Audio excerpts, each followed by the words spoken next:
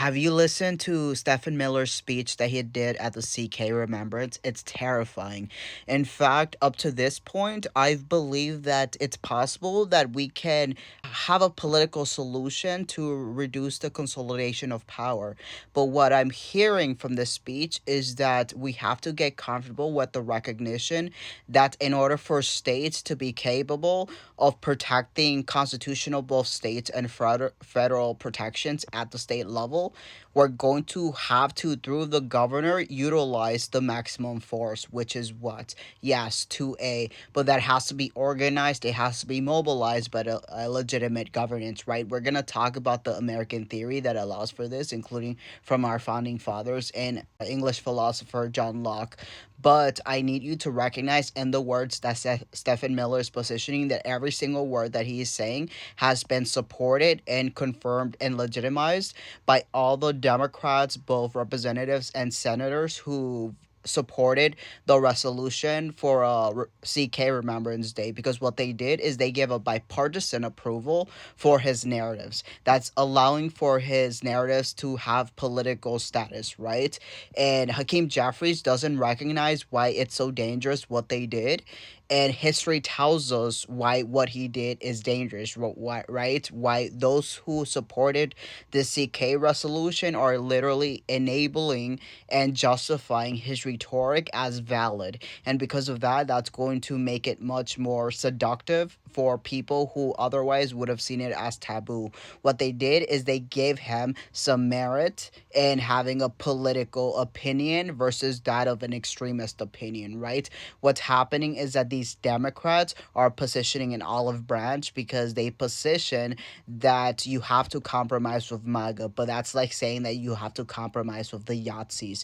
We need to compromise with anti MAGA conservatives, but we do not need to compromise with MAGA. In fact, we need to see them as an infection that has to be fixed, right? In this recognition, we have to understand that in Democrats continuing to accelerate our collapse by finding bipartisan approval with MAGA resolutions and legislations, like when it comes to the budget extension, right? What's gonna happen, most likely than not, is that they will convince some Democrats to not shut the government down, right?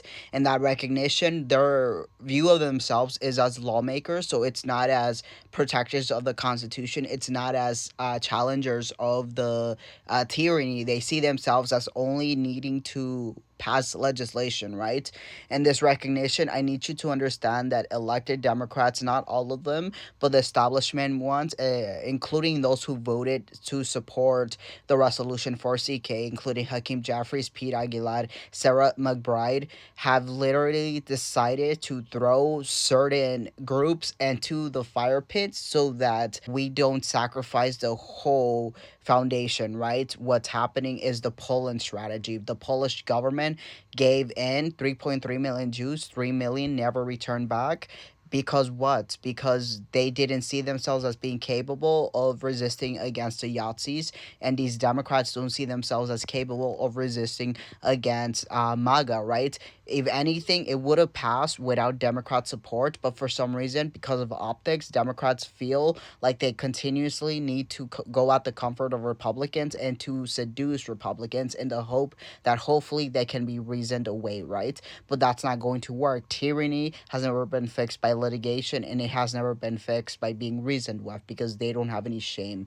And in fact, what we're seeing with the speech of Stephen Miller is that they're willing to do whatever is possible in order to assure that they win. And because of that, we have to assure that we are willing to utilize every legal avenue, including that which is available to state rights, which we will touch upon, in order to cement our constitutional protections even at the federal erosions, right? In that recognition, we have to understand that the tradition of going for decorum, of going for optics, is not going to help us. In fact, every single word that Stephen Miller said in this speech was sponsored by every single Democrat, both representative and senator, who confirmed the resolution for a CK Remembrance Day. When the ripples of this speech are felt in society by transgender Americans, by Black Americans, by Hispanic Americans, by Americans of color, it will be the fault, yes, of MAGA, but particularly of every single Democrat who voted to legitimize